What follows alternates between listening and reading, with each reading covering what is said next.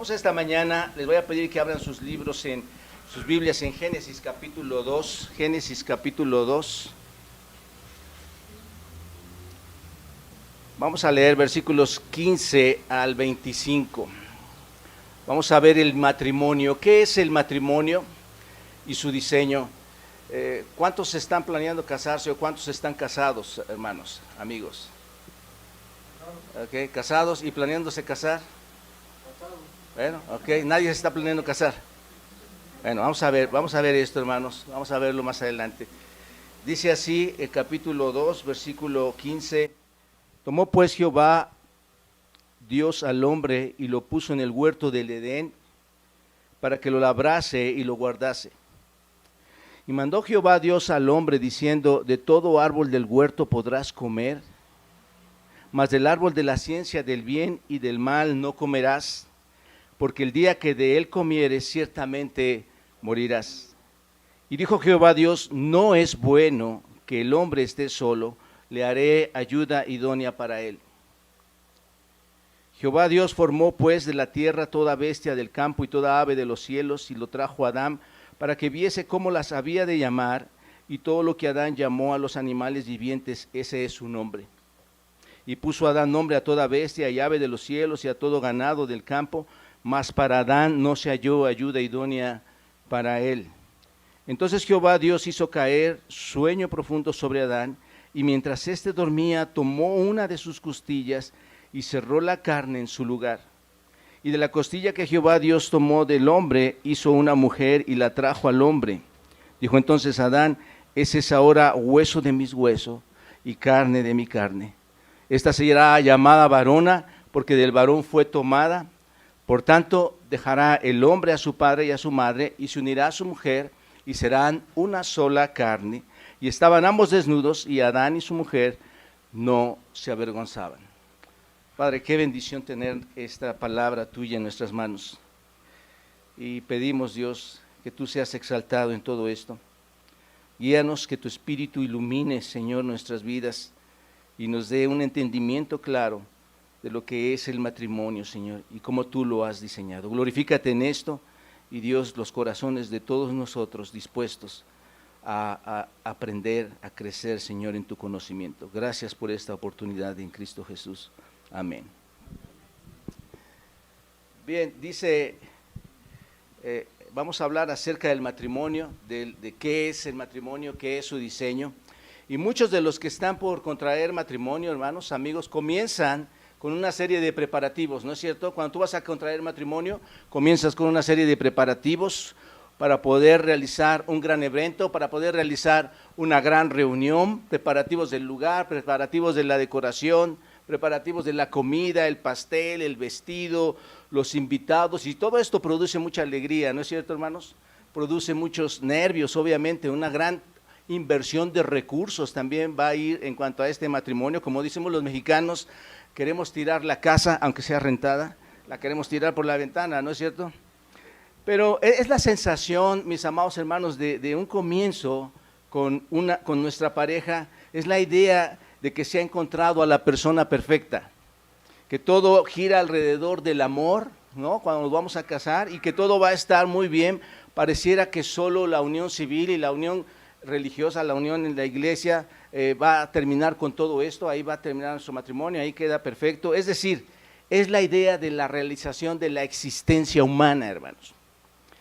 Son pocos los que veo que ven la boda más allá de esos momentos, según mi perspectiva, hermanos, que ven más allá de ese día, que desean que sea inolvidable. Muchos desean que ese día sea inolvidable, que no se olvide, que perdure para siempre. Esto es, que son pocos los que se interesan en ver esa unión que va a darse durante esos días, esos meses, esos años. Son pocos los que pueden o quieren ver más allá de esa unión y que quedan preparando este matrimonio. Algunas veces, hermanos, en los estudios prematrimoniales, incluso cuando tú los vas a dar, algunas veces muchos lo toman a la ligera, ¿no es cierto? Porque les dejas algunos ejercicios para que puedan ver cómo se pueden comunicar mejor, cómo pueden trabajar mejor sus finanzas, cómo pueden ser hombres, mujeres de provisión, de protección, y cómo pueden relacionarse en una comunión santa y acompañados de la mano de Dios. Pero saben, hermanos, muchas veces no lo hacen o no les parece importante aún estos tipos de estudios porque la boda y el trabajo los mantienen ocupados. Pero esto es una tragedia, déjenme decirles, porque no se pueden dar cuenta que la parte más importante es entender el matrimonio por venir. ¿Qué es lo que viene después del matrimonio, verdad? Las parejas que están aquí saben qué pasó después de que se casaron. Vinieron diferentes cosas que tal vez tú no estabas esperando. Entonces, considero personalmente, hermanos, que muchos matrimonios hoy en día y en el pasado están rotos o disfuncionales precisamente porque no tomaron en serio, no tomaron con diligencia, no tomaron con tiempo la importancia de entender qué es el matrimonio. Hace unas semanas atrás, una chica, hermanos, una mesera de un restaurante se acercó a mi esposa y a mí, estábamos ahí desayunando y dijo, perdón, ¿ustedes dan consejería matrimonial? Y mi esposa le contestó, sí, aquí está mi esposo es pastor de la iglesia. Y es que ella nos había visto entrar llevando algunas parejitas ahí para dar consejería matrimonial y estuvo observando, estuvo escuchando. Entonces le pregunté si le podíamos ayudar en algo y ella me contestó y me dice, ¿cuánto cuesta la consejería y cuántas clases son? Y ya sabes, hermano, yo le expliqué, no tiene ningún costo. Ella se sorprendió cuando le dije que no tenía ningún costo aconsejarlos. Y me dijo, es que yo asisto a una iglesia, pero ahí no hacen este asunto de aconsejar. Entonces, por eso le estoy preguntando a usted, cuando se casan, aquí no nos ayudan en esto. Y es que necesito que alguien nos ayude a entender algunas cosas que yo veo que no están bien, porque no quiero vivir con ellas después de casarme, ¿verdad que no, hermanos? Entonces ella estaba previendo todas estas cosas. Entre esas cosas recuerdo que estaba un asunto muy conocido, hermanos, es el de la suegra, ¿no? Me estaba platicando ese asunto, no sé si me entienden, hermanos, lo que llaman mamitis, ¿no? Bueno, es lo que ella me estaba platicando. Entonces el punto es que esta mujer estaba enfocando su relación matrimonial más allá, hermanos. Estaba enfocándola más allá de lo que muchos lo planean hasta un límite. Y esto es bueno. Esto es bueno, hermanos. Las parejas deben entender la importancia y la verdadera preparación de una relación matrimonial a la luz del diseño de Dios. ¿Se dan cuenta de esto? Entonces, qué prudente es que esta chica se haya preocupado, ¿no?, por esto. Porque el tema del matrimonio, mis amados hermanos, no es una cosa que tenga que tomarse a la ligera. Y le vas a empezar a codear a tu esposo, sí es cierto, ¿verdad? No se tiene que tomar tan a la ligera. El matrimonio, hermanos, es una bendición. Es una gran bendición, pero el matrimonio no es fácil. Requerimos entender qué es y para qué fue diseñado.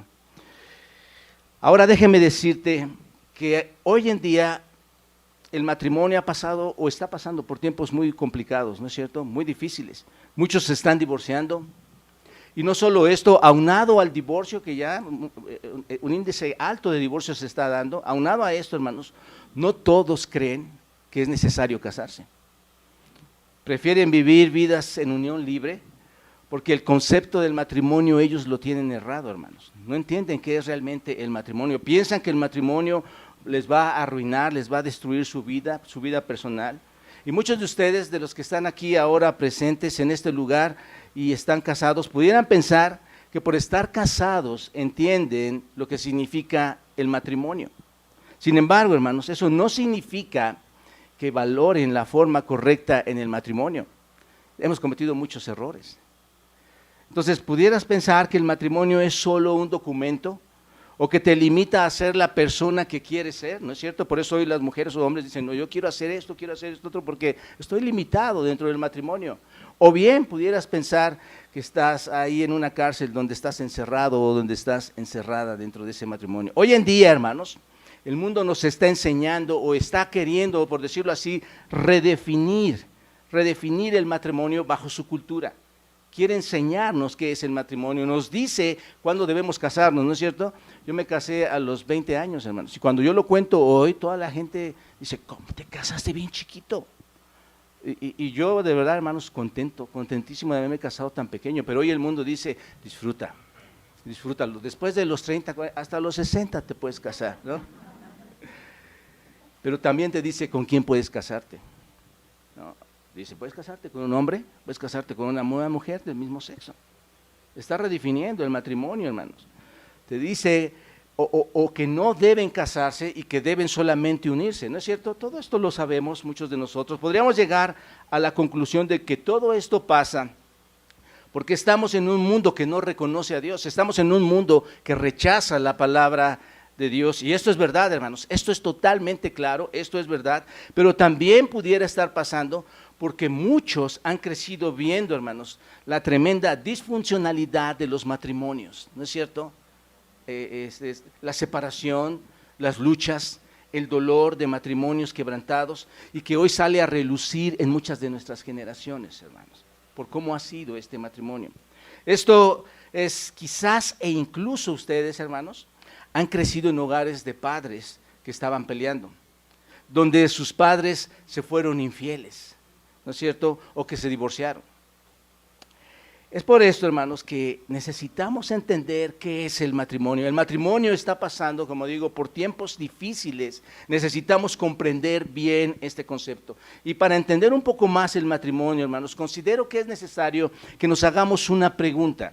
Y es esta pregunta, hermanos: ¿cuál es la razón por la cual salimos de la presencia de nuestro Padre Celestial? ¿Cuál es la razón por la cual la raza humana salió de la presencia? Y la raza humana en aquel entonces era solo Adán y Eva, ¿no es cierto?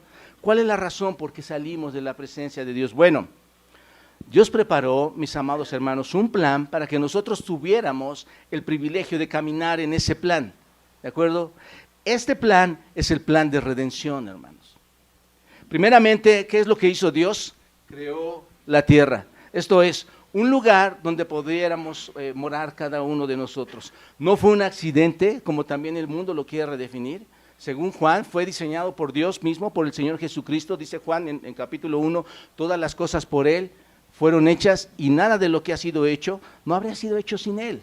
Él lo hizo, hermanos, no es un accidente. Después de esto, hermanos, Dios creó al hombre, Dios creó a la mujer, y posteriormente vino la caída de estos dos hombres, ¿no es cierto? Y su caída creó todas estas condiciones necesarias para nuestro nacimiento físico. Nosotros estamos aquí debido a esa caída. Crea en ese plan las condiciones necesarias para que tú y yo estemos aquí, y para tener esa experiencia terrenal y aprender a conocerle estando alejados de la presencia de Dios, hermanos. Y esta caída fue necesaria para que nuestro tiempo en esta tierra fuera temporal. ¿O alguien es eterno en este momento, hermanos? Nadie. Enseguida viene la redención de esa caída.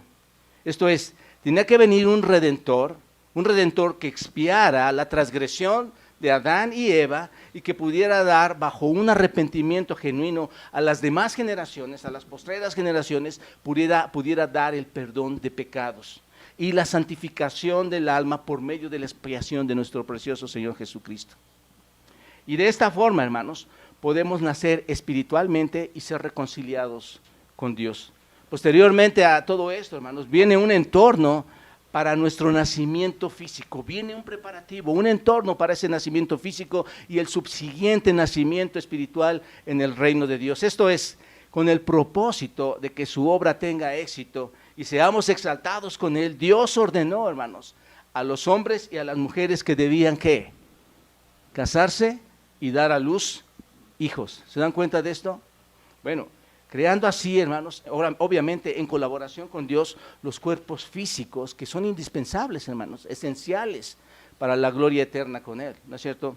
Ordenó también que los padres, tú y yo como padres, debíamos establecer familias y criar hijos en la luz de la verdad, conduciéndolos hacia la esperanza de nuestro Señor Jesucristo, enseñándoles la verdad de nuestro Señor Jesucristo, para que sean santificados también ellos de todos sus pecados, hermanos, y nuestras familias, gocen de las palabras de vida eterna en este mundo y la vida eterna en el mundo venidero.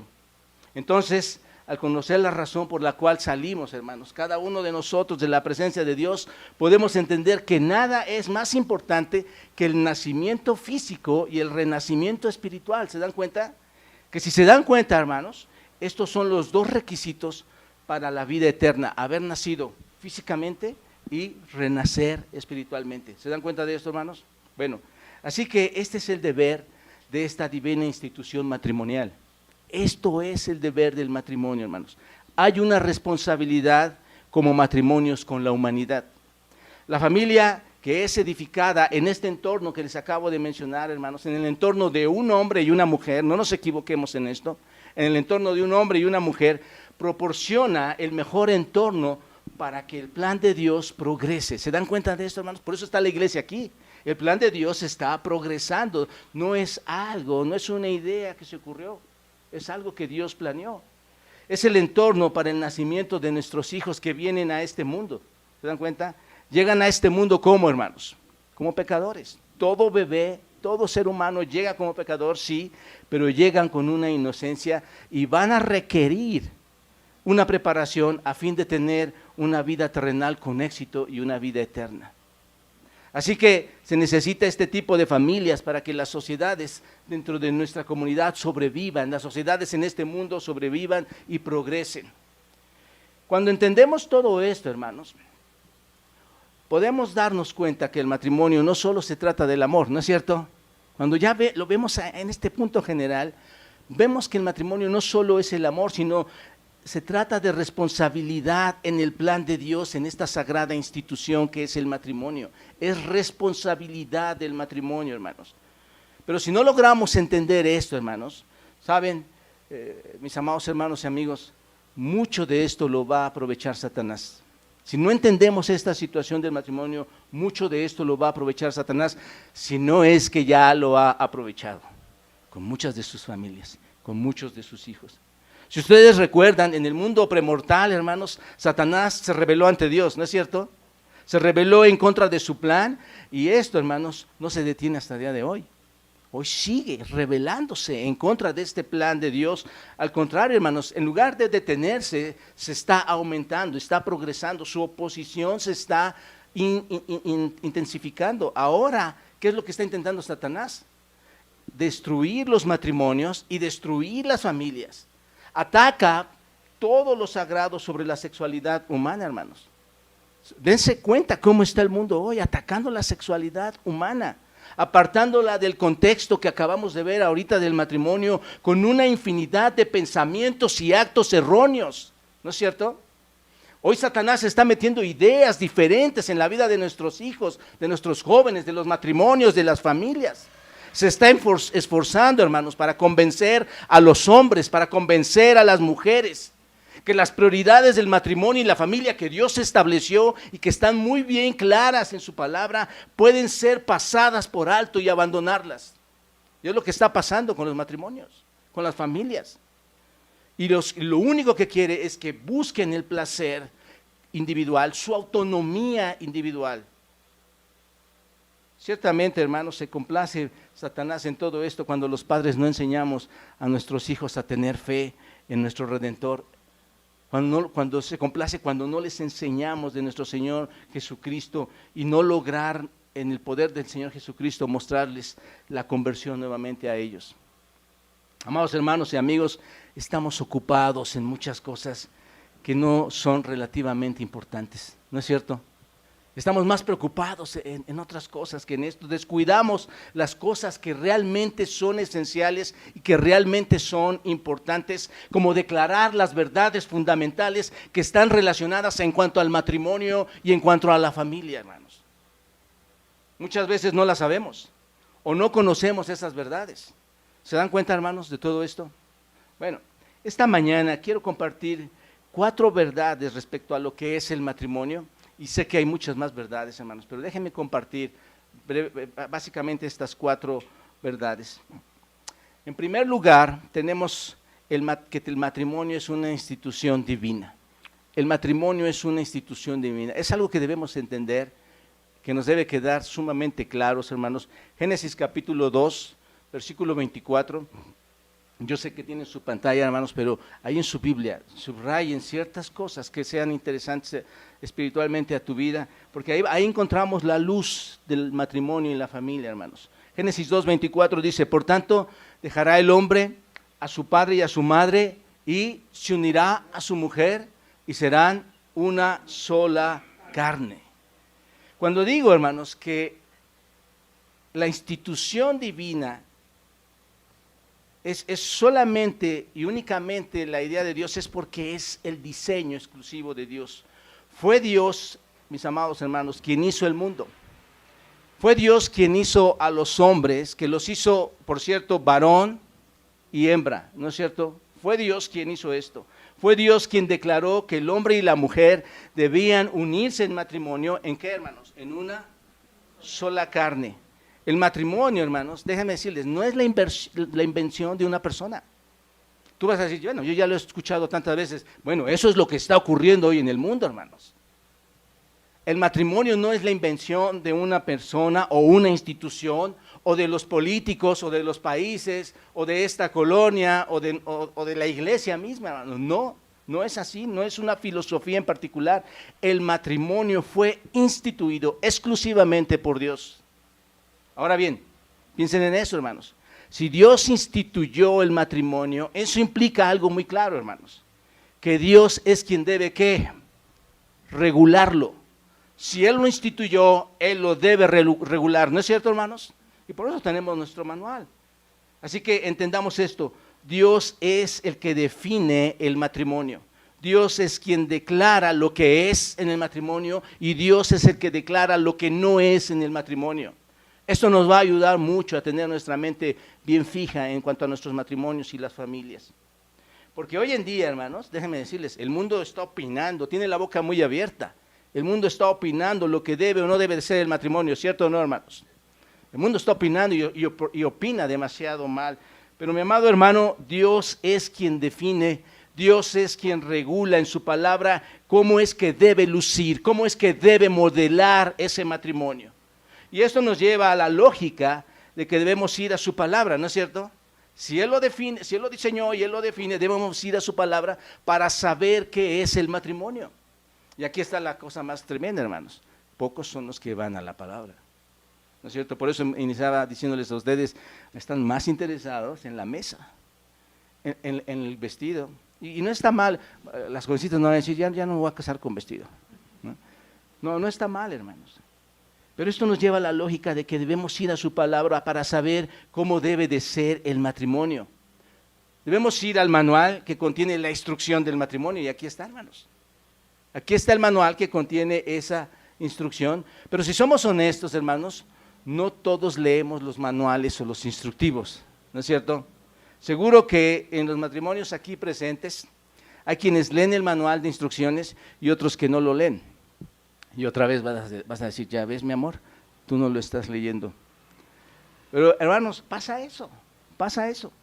Y lo podemos ver, por ejemplo, cuando compras algún mueble, cuando compras algo que tienes que armar y no te interesa leer el manual. ¿Qué es lo que hacemos, hermanos? Solo lo armas, ¿no es cierto?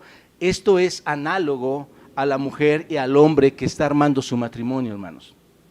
De acuerdo a su propia visión de la vida, sin consultar el manual. Esto pasa hoy en día, hermanos. Estamos haciendo nosotros nuestra propia construcción del matrimonio. Mira, cuando se trata del matrimonio no es algo que debemos descifrar.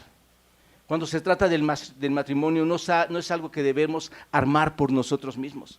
Necesitamos el manual, necesitamos la guía que siempre va a ser, ¿qué, hermanos?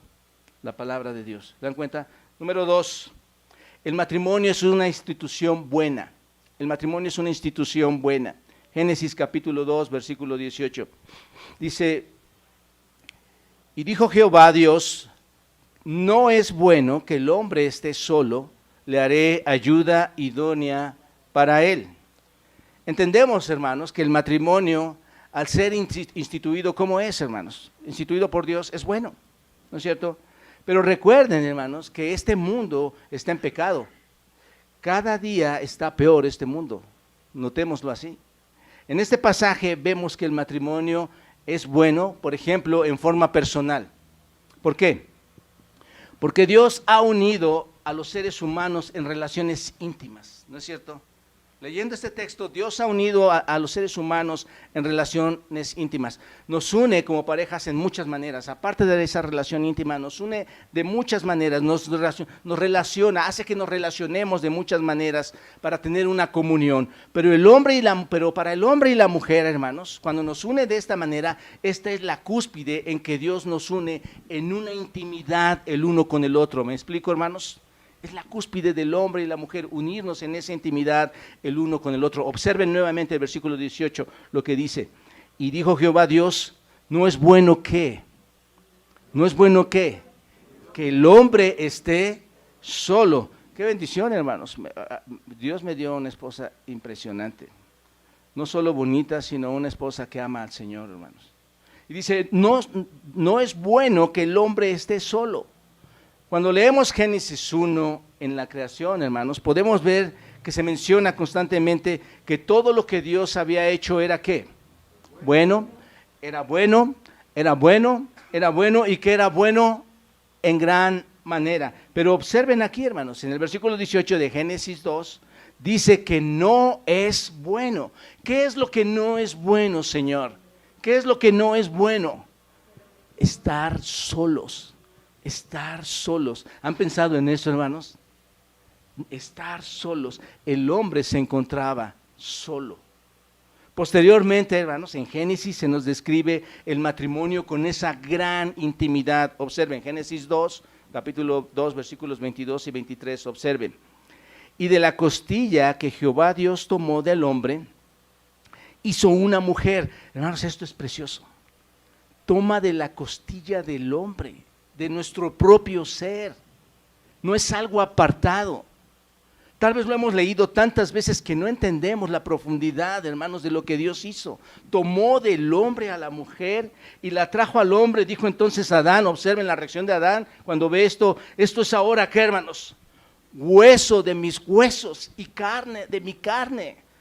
Es una intimidad, hermanos. Cuán íntimo es oír esto, ¿no es cierto? ¿No lo creen?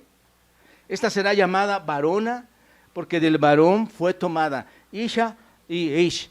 Hasta en los nombres en hebreo, varón y varona no cambian. Están tan relacionados, tan íntimamente relacionados.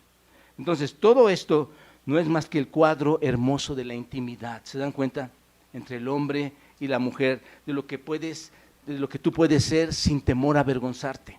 Ahí está una intimidad sin vergüenza delante del otro. Tú no te avergüenzas de uno al otro, de lo que tú puedes ser sin temor ni vergüenza delante de otro. Por eso dice el versículo 25 de Génesis 2, hermanos, observen. Y estaban ambos, ¿qué? Desnudos, Adán y su mujer. ¿Y qué pasaba, hermanos? No se avergonzaban, no se avergonzaban. Dios conoce nuestros deseos, hermanos. Dios conoce nuestros deseos físicos y nos ha dado algo de eso para el matrimonio. ¿Se dan cuenta? Así que el matrimonio es bueno de manera personal, ¿no es cierto?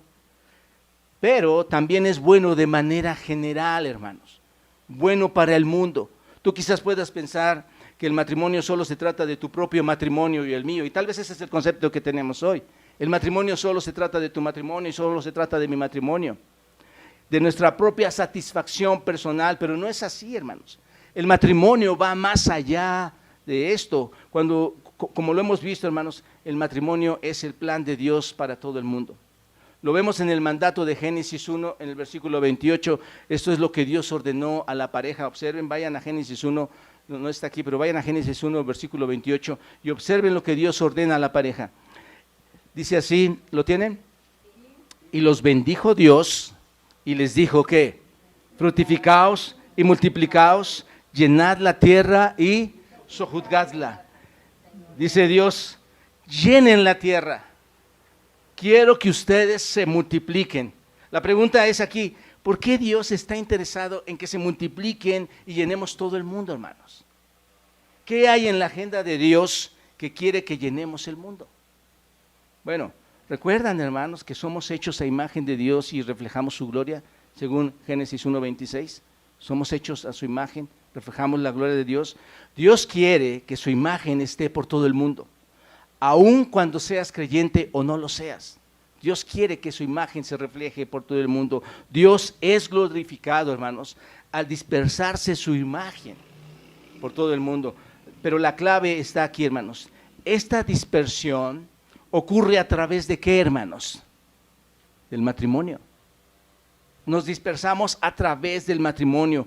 Dios le ha dado al matrimonio, observen esto, la gran bendición, no solamente la bendición individual, sino la gran bendición general, hermanos, la bendición global de poder reflejar su imagen al mundo. Si alguien está casado y tiene hijos aquí, y hay un sentido en que eso glorifica a Dios, hermanos, porque tú estás reflejando la imagen de Dios contigo y con tus generaciones, ¿en virtud de qué? De haber cumplido el mandato de Dios de multiplicarse, ¿no es cierto? Número tres, una tercera verdad en relación con el matrimonio es: el matrimonio es una institución caída, hermanos. El matrimonio es una institución caída. Hemos visto que el matrimonio es una institución buena, que Dios estableció el concepto maravilloso del matrimonio, pero en este capítulo 3 vemos que las cosas que eran tan buenas, pronto, ¿qué sucedió con ellas, hermanos? Se volvieron malas. ¿Por qué? Por la caída. Bueno, por esa rebelión que hubo en Adán y Eva se vuelven malas, y de esta forma, hermanos, se introduce el pecado en el mundo. El matrimonio, hermanos, debido a esto, es afectado en la caída. Y en Génesis 3 podemos ver algunas cosas que han causado la caída del matrimonio. Observen, primero, la intimidad desaparece. Observen cómo la intimidad desaparece. Génesis 3, versículo 7, ahí en sus Biblias. Génesis 3, versículo 7. Entonces, ¿qué pasó, hermanos? Fueron abiertos los ojos de ambos. Digo, la vida en aquel tiempo, hermanos, con la primera raza humana que era Adán y Eva, era maravillosa. Sus ojos eran tan puros en ese sentido de verse uno al otro. Pero ahora dice, los ojos de ambos fueron abiertos y conocieron. ¿Qué conocieron, hermanos?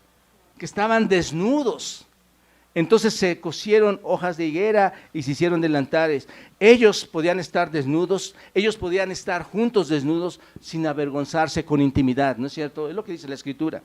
Pero enseguida que pecan, ¿qué sucede, hermanos? Sus ojos se abren, se dan cuenta de su desnudez y se avergüenzan.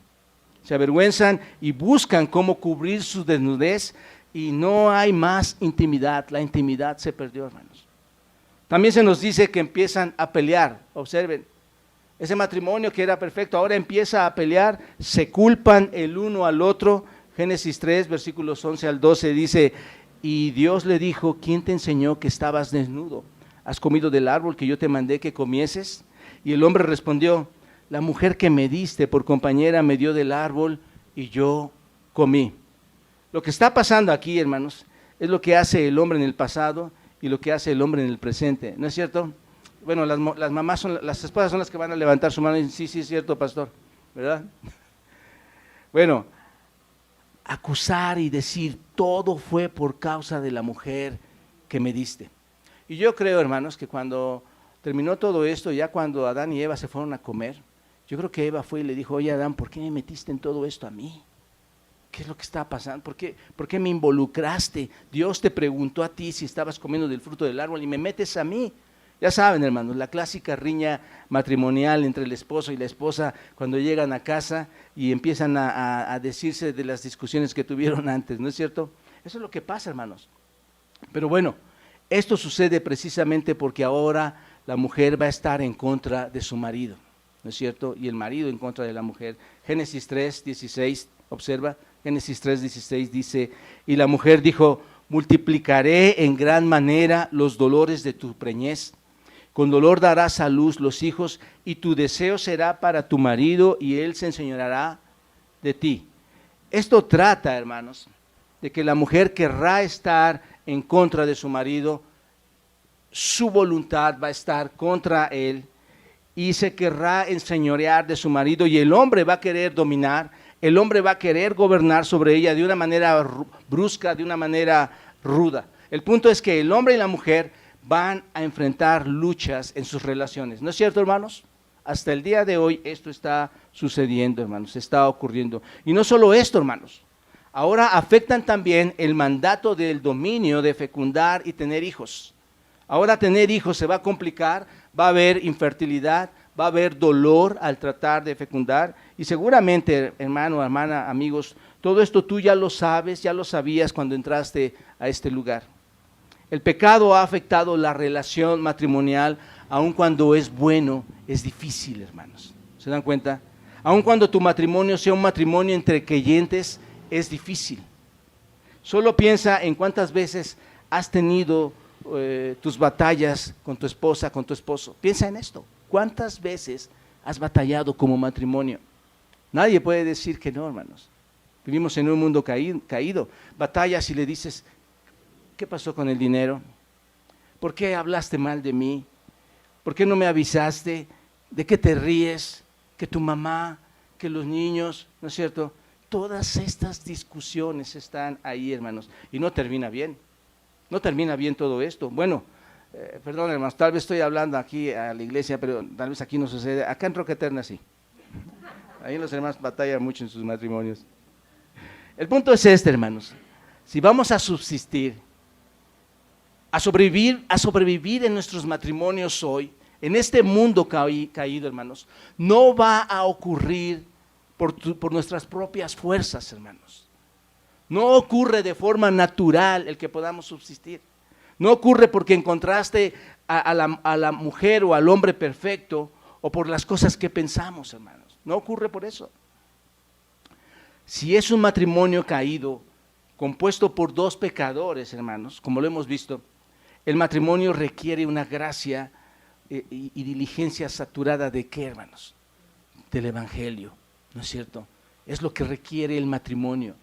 Eso es lo que necesita el matrimonio para que los matrimonios de las iglesias lo logren. ¿Se dan cuenta? Por favor, no se sorprendan, hermanos, cuando les digo que el matrimonio es difícil. Van a salir de aquí bien tristes. Es que el matrimonio es bien difícil, vamos a divorciarnos mejor, ¿no? Ese no es el propósito, hermanos.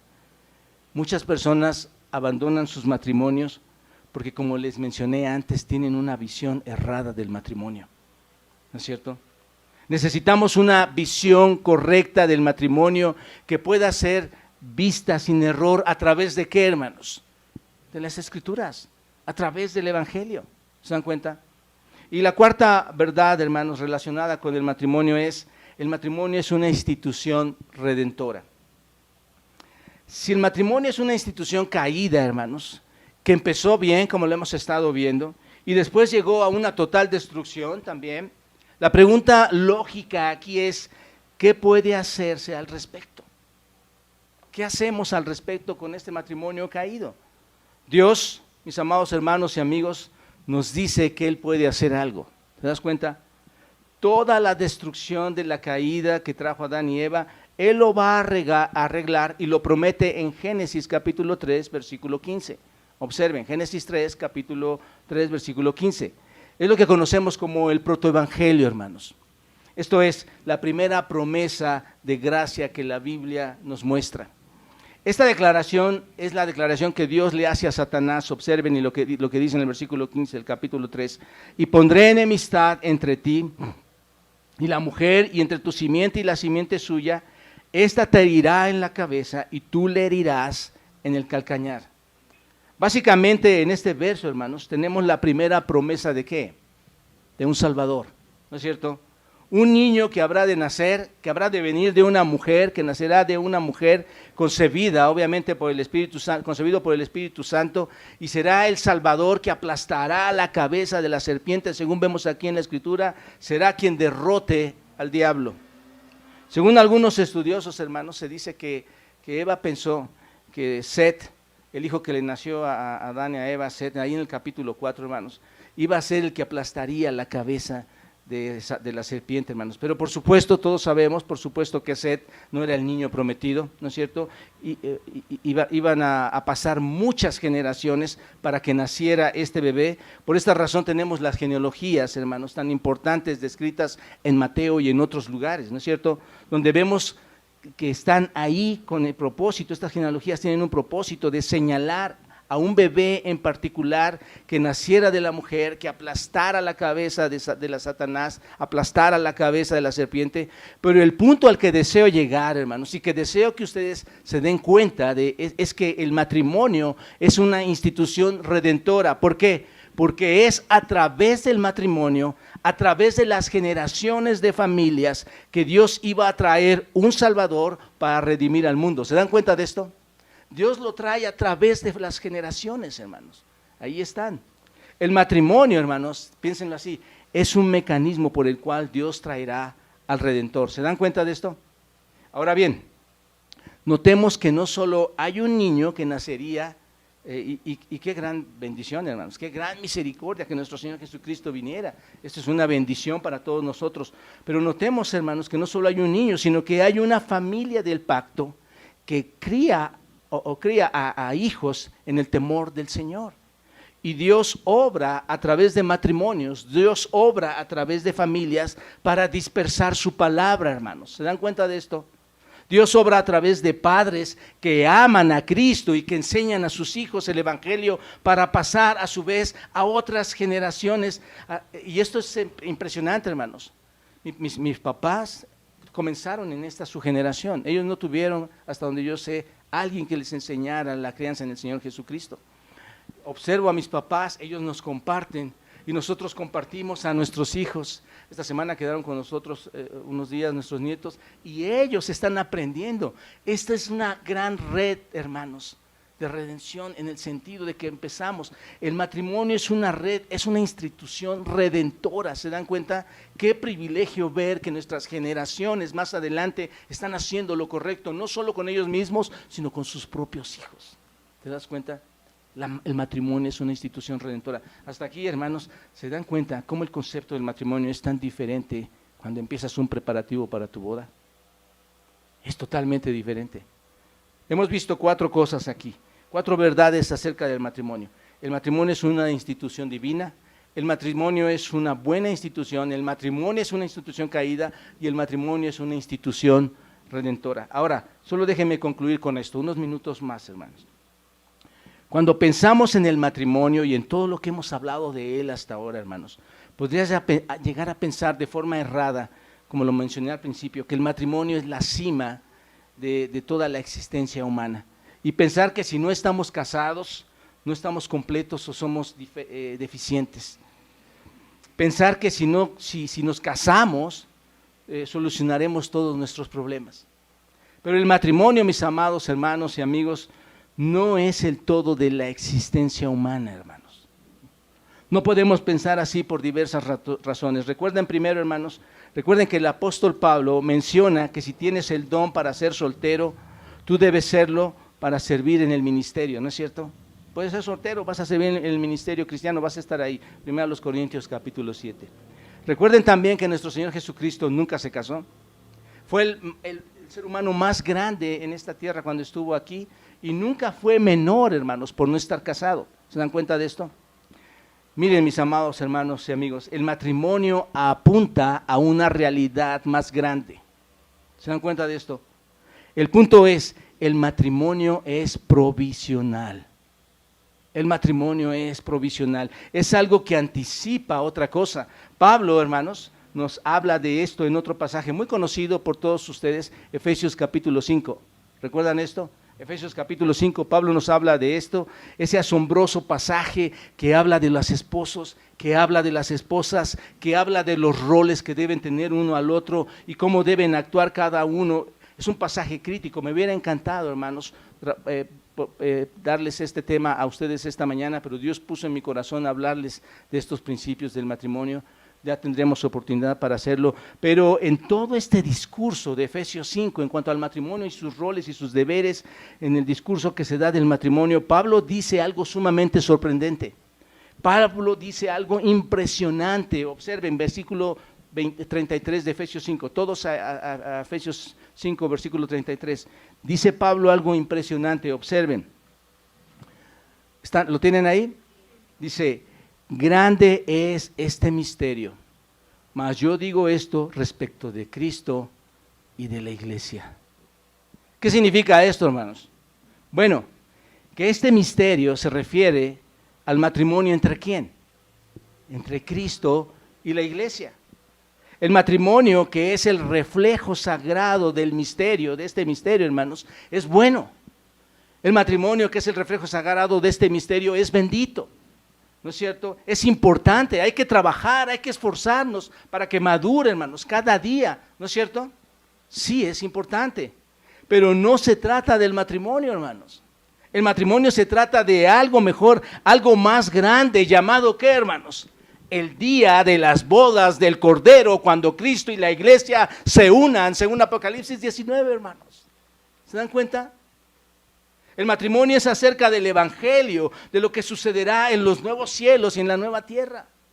El matrimonio es de cómo Cristo ama a pecadores y se entregó a sí mismo por ellas, Efesios 2:25. Hay un pasaje que nos da mucha luz en esto, hermanos, Marcos, capítulo 12. No vayan a pero recuerden ustedes, cuando le hacen la pregunta sobre la resurrección, los saduceos al Señor Jesucristo, y les dicen, cuando venga la resurrección, Moisés nos escribió que si el hermano de alguno muriera y dejare a su esposa, pero no dejare hijos, que su hermano se case con ella y se levante descendencia a su hermano. Y dice, hubo 7 hermanos, el primero tomó a su esposa y murió sin dejar descendencia, el segundo se casó con ella y murió y tampoco dejó descendencia, el tercero de la misma manera, y así los 7. Y ella murió también, ¿no es cierto? En la resurrección, pues cuando resuciten, ¿de cuál de ellos será esta mujer, ¿no es cierto? Si los 7 estuvieron con ella. Y entonces el Señor Jesús les responde, ¿no erráis por esto porque ignoráis las Escrituras y el poder de Dios? Qué importante, hermanos, es entender las Escrituras. Porque cuando resuciten los muertos, ni se casarán ni se darán en casamiento, sino serán como los ángeles que están en los cielos. La pregunta es, ¿por qué en el cielo no habrá matrimonios, hermanos? ¿Por qué no habrá matrimonios? Porque se casarán de diferente manera. ¿Se dan cuenta? Estarán casados, pero es la iglesia que está casada ¿con quién, hermanos? Con Cristo. Esta será la mayor boda que haya existido, hermanos. ¿Se dan cuenta? La Biblia nos habla de esto, la boda más grande y hermosa que pudiera existir, hermanos. Cristo es el gran amante, por cierto, de una novia que es ¿qué, hermanos? Tan rebelde, preocupada por su propio matrimonio, egoístamente, ¿no es cierto? Pero él, ¿qué hace, hermanos? Sigue amando a esa novia, y habrá una boda cuando se case Cristo con ella. La gran cena de las bodas del Cordero, Apocalipsis capítulo 19, versículo 9. El pináculo de la existencia humana, hermanos, no es estar casado, es conocer y amar a Cristo. Ese es el punto, ¿se dan cuenta, hermanos? Quiero que reflexiones en esto esta mañana. Tú tienes una boda que planear, y no estoy hablando de una boda, supe que hubo una boda por aquí, hermanos, seguro les llevó tiempo, y qué bendición, me da mucho gusto. Después le voy a pasar la casa nueva en Miami a esta pareja. No estoy hablando de esa boda, hermanos, que quizás están planeando ahora, pero sí les digo, hermanos, que todos los que están presentes aquí, todos los que entraron a este lugar aquí, y que han sido obviamente salvos por Cristo, casados o no casados, como lo acabo de explicar, casados o no casados, tenemos una boda que planificar, ¿no es cierto? Tenemos que planificar esa boda. Somos llamados a eso como matrimonio o como no matrimonio, hermanos. ¿No es cierto? Ocupémonos de esa boda, esperémoslas, porque un día no muy lejano, hermanos, vendrá el novio a reclamar a esa esposa, la cual fue comprada y limpiada por su sangre, ¿no es cierto? Para celebrar la boda más grande y esperada de todos los tiempos. Ruego, mis amados hermanos y amigos, que cada uno de nosotros de verdad encuentre aprobación ante los ojos de Dios. Ruego que los matrimonios aquí, suyos y de sus próximas generaciones, se fortalezcan y que las familias prosperen espiritualmente. Un matrimonio en esta tierra y una buena familia no es más que el reflejo de la preparación de aquel gran matrimonio venidero. Trabajemos en ambos, conozcámoslos, preparémonos, esforcémonos en cada uno. Entre más trabajemos en nuestro matrimonio, más preparamos la boda venidera. ¿Te das cuenta de esto? Entre más conozcamos al esposo, más santificados seremos por él. porque nos estará preparando para presentarnos ante Él mismo como una iglesia gloriosa, ¿no es cierto? Sin mancha y arruga, sino santa y sin mancha. Mi oración para todos ustedes, hermanos, es que comprendamos la realidad de lo que es el matrimonio. Así que pronto nos vamos a casar. Dejemos que Él siga trabajando en nuestra vestimenta. Vayamos, comportémonos conforme al manual, amemos nuestro matrimonio, preparemos nuestra boda.